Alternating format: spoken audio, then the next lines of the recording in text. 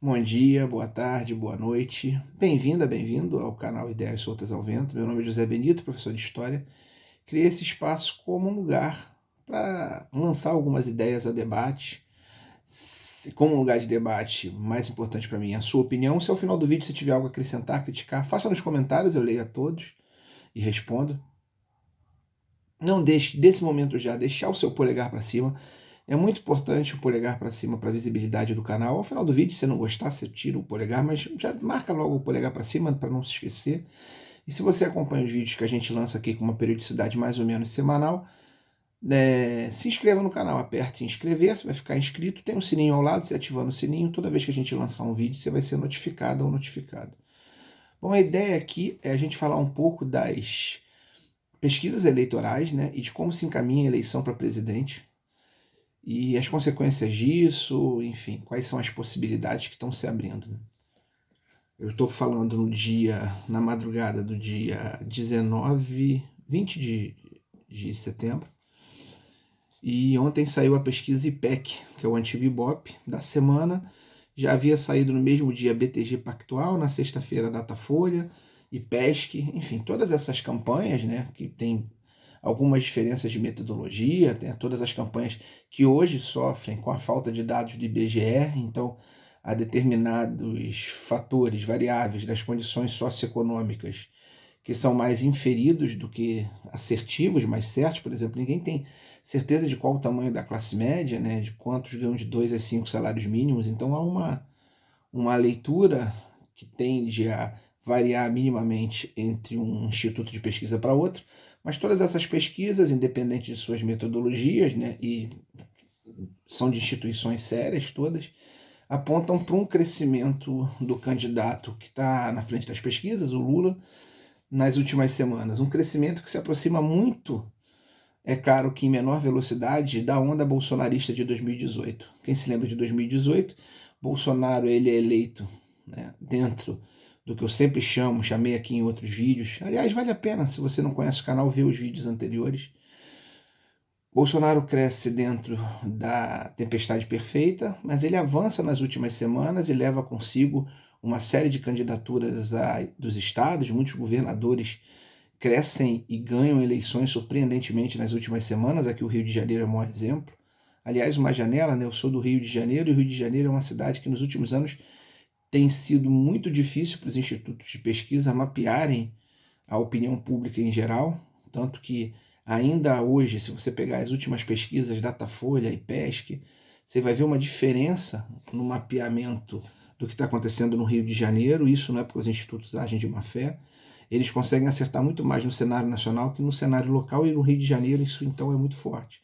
Mas a gente viu na eleição do Bolsonaro uma onda que cresce nas últimas semanas, Bolsonaro já liderando as pesquisas há algum tempo, e que arrasta uma grande quantidade de apoiadores, deputados, parlamentares e principalmente governadores aos governos dos estados. A gente está vendo isso acontecer com Lula em menor velocidade, menor escala, o que prova que a tática de Bolsonaro, né, eu não gosto do termo, mas eu vou usar, do estelionato eleitoral, né, de tentar comprar o voto das pessoas, de tentar, de alguma maneira, ganhar os mais pobres, que são a maioria da população, com o aumento das bolsas, né, dos benefícios, do Auxílio Brasil, ganhar os microempreendedores, onde uma grande casta o apoia, como os caminhoneiros, os taxistas, dando vantagem. Isso não está funcionando.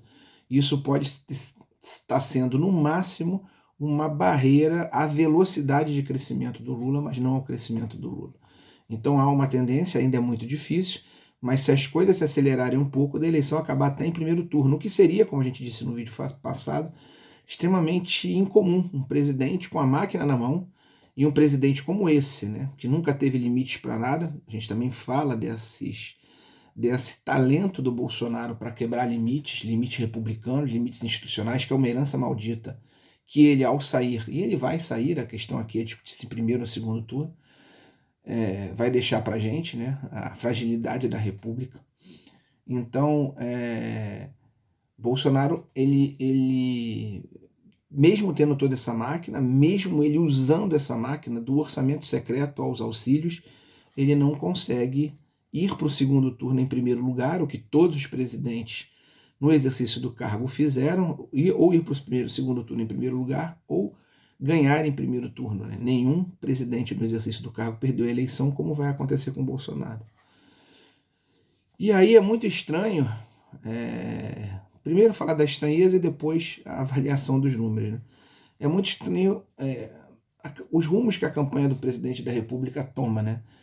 Bolsonaro sempre teve dificuldade, ele sempre foi muito instintivo para falar com seu eleitorado, com seu eleitorado mais rancoroso, com seu eleitorado que se enxerga nele, que se sente representado por ele por uma questão de afeto, por uma questão de partilhamento de ódios, enfim.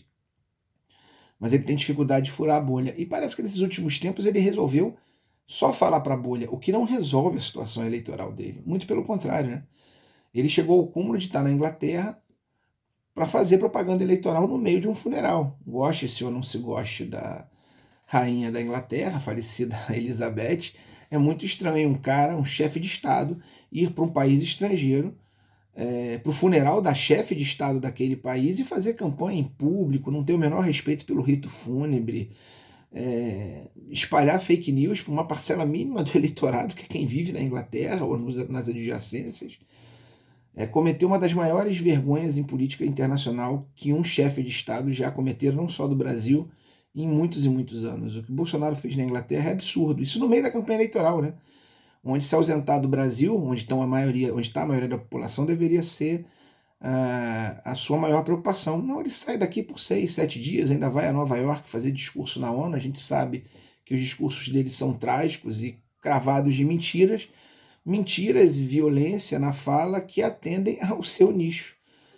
Mas Bolsonaro precisa superar o próprio nicho. E é isso que parece que ele não entendeu. Ou, se entendeu, está jogando para uma radicalização que, se não dá para golpe, porque ele está muito frágil, né? Quando você imagina um golpe de Estado tradicional, ele precisa, no mínimo, de um grande apoio popular. Você pode dizer, o 7 de setembro mostrou que ele tem apoio popular, mas não o suficiente, não com um nível... não suficiente, porque não são a maioria da população, a maioria quer a saída dele. As pesquisas todas mostram alto grau de rejeição ao governo dele. As últimas pesquisas, a pesquisa de ontem do IPEC mostra, inclusive, da BTG Pactual, a pesquisa ontem, perdão, da BTG Pactual, mostra que as pessoas querem resolver em primeiro turno, o que mostra um certo cansaço com o governo. Então ele tem apoio popular, mas não é a maioria, e eu não sei se esse apoio também se converte em apoio a atitudes mais violentas ou antidemocráticas. Acho que ele perdendo a eleição, ele joga para confusão. Acho que ele vai ter confusão. Acho que a gente vai ter bastante confusão. Vão ter muitos malucos. Torço para que a violência seja mínima, mas é o máximo que ele vai conseguir criar de problemas. E por que Bolsonaro, para terminar esse vídeo, que eu quero que seja curtinho também, não vale a pena a gente se estender muito, porque está óbvio a derrota dele se encaminhando. Por que Bolsonaro, apesar de toda a sua movimentação com recursos públicos, né, assim como levar uma comitiva que tem de Silas Malafaia, o cabeleireiro da mulher, para a Inglaterra, usar recursos públicos, recursos que saíram do meu bolso, do seu, de qualquer cidadão brasileiro, por mais pobre que seja, para fazer campanha política, mais uma vez atravessando os limites do republicanismo, porque Bolsonaro, apesar desse derrame de recursos públicos de sua defesa, não ganha eleição. Em boa parte porque, e aí que eu lanço uma tese que eu defendo, a classe trabalhadora brasileira, principalmente os mais pobres, tem muito mais leitura da realidade política que boa parte da classe média. Né? Os mais pobres, os beneficiados pelos programas sociais, pelo Auxílio Brasil, enfim, sabem exatamente o tamanho da crise econômica, da crise humanitária que a gente está vivendo, e não estão se enganando.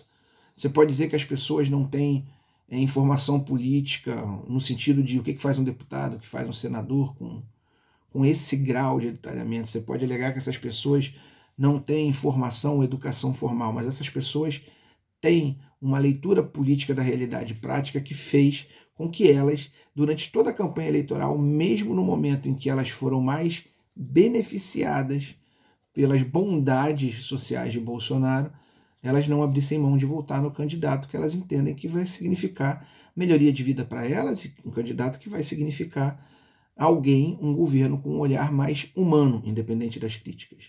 Né? E Bolsonaro ele consegue resistir. Por que Bolsonaro não cai mais rápido? Porque há numa classe média, de maneira solidificada, uma crença na ideologia neoliberal. Há setores da classe média, principalmente aqueles mais pobres, de 2 a 5 salários mínimos, em grande número, mas principalmente de 5 a 10 salários mínimos, pelo que apontam as pesquisas, que acreditam que são empreendedores, que acreditam que sua vida deveria ser um sucesso, e não o são, como bem diz Bolsonaro, por conta dos gays, dos pretos, dos comunistas, de todos os outros, ou seja, por conta do inimigo, por conta de uma visão dicotômica, dividida entre bem e mal da sociedade, essas pessoas acreditam que elas não atingiram o sucesso que elas poderiam ter atingido. Se essa ideologia na classe média bastante forte permitir que setores dela, setores que, principalmente de 5 a 10 salários mínimos, setores que majoritariamente votam em Bolsonaro, enxergassem a realidade, se apesar dessa ideologia neoliberal as pessoas conseguissem furar a bolha, né, e furar bolhas é algo muito difícil para o eleitorado bolsonarista, principalmente furar a bolha da mentira, mas parte desse setor da classe média fura a bolha e passa a entender a realidade com a clareza dos mais pobres, Bolsonaro está fulminado em primeiro turno. Parece que essa bolha, se não começou a furar, no sentido de que a perda é muito grande, ela começa a preocupar.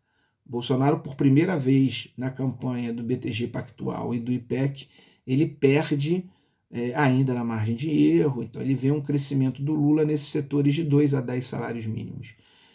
O que eu acho disso tudo, para terminar? Eu acho que é grande a chance da vitória do Lula, eu acho que aumenta cada dia a chance de vitória em primeiro turno, eu acho que esse tipo de onda vai trazer consequências que são muito difíceis de ser mapeadas para os governos dos estados, por exemplo, Rio de Janeiro sempre sendo a maior surpresa pela dificuldade de se mapear, os institutos entenderem esses estados. E se a gente lembrar aqui que o candidato que está na frente é bolsonarista e o segundo candidato tem o apoio do Lula, segundo colocado, é imprevisível o que vai acontecer aqui. A gente tende a eleger um Congresso ainda conservador, mas menos que o último, que, como a gente já disse em vários vídeos aqui também, é o pior Congresso da história que a gente tem lá. Então o cenário é um pouco menos cinza, mas não quer dizer que esteja ganho. A gente pode ter um segundo turno e tudo pode mudar, não quer dizer que esteja ganho em primeiro turno, não quer dizer que não vai haver luta, que não vai haver problemas, e depois de Lula eleito não vai haver luta, porque em uma ampla aliança há sempre forças, né, divergentes empurrando, que apoiaram o presidente, empurrando para cada lado. Mas eu acho que o grande recado que fica aqui é que esta eleição, a racionalidade, o senso de realidade está sendo dado principalmente pelas aquelas pessoas que durante muito tempo são são estereotipadas nesse Brasil, que são os mais pobres, que são tratados, por exemplo, por setores de classe média. Eu sou professor, eu escuto isso em sala de professores, eu escuto isso na mesa do bar, muita gente tratando o pobre como essa gente vende o voto, essa gente não tem consciência da realidade. E essa gente está tendo consciência da realidade. Muito mais que a classe média que veste verde e amarelo e vai para a beira da praia escutar um bando de mentira. Então a gente vai dever essa eleição aos setores mais pobres, aos setores, vejam bem, a eleição contra um fascista preconceituoso está tendendo a ser ganha, principalmente pela solidez de opinião, pela solidez de caráter daqueles que sempre são vistos como os mais, por uma classe média e por uma elite preconceituosa, como os mais fluidos, como as pessoas com menos solidez política, que são os mais pobres, que são os nordestinos, que há muito tempo estão dando uma aula de civilidade, não porque votam no Lula, mas porque fazem um debate político para além das fake news de Bolsonaro, coisa que a gente do Sudeste e do Sul, encantados com uma madeira de piroca e todo o ódio que Bolsonaro traz veste até com um manto cristão, a gente não enxerga essa realidade. Então, a tendência é ganhar em primeiro turno, e a tendência é que esta surra no fascismo, que esta surra no absurdo, que esta surra na cadelinha do neoliberalismo seja comandada justamente por aqueles que mais sofrem e justamente por aqueles que são mais desvalorizados, que são mais atacados por uma pseudo falta de consciência social que a gente vê infelizmente, como membro da classe média, que essa inconsciência social e essa, por falta de palavra melhor, burrice para lidar com a realidade é muito mais da minha classe social, é muito mais da classe média do que daqueles que nos salvarão, que é o povo brasileiro. O povo brasileiro é muito melhor que a sua elite, o povo brasileiro é infinitamente melhor que a sua classe média. Então, o desejo que eu posso ter para terminar é que venha logo o primeiro turno e a gente saia desse pesadelo e comece a conviver com os problemas que qualquer país normal tem, com as disputas que qualquer país normal tem, mas que a gente volte para um cenário mínimo de normalidade. Não vai ser o fim da crise, não vai ser o fim dos nossos problemas, mas vai ser o fim da insanidade, da loucura que a gente tem visto de maneira tão escrachada e tão vergonhosa para a gente que é brasileiro, nessa passagem absurda, nessa passagem que é um gasto de dinheiro público injustificado, nessa passagem de campanha do nosso presidente na Inglaterra.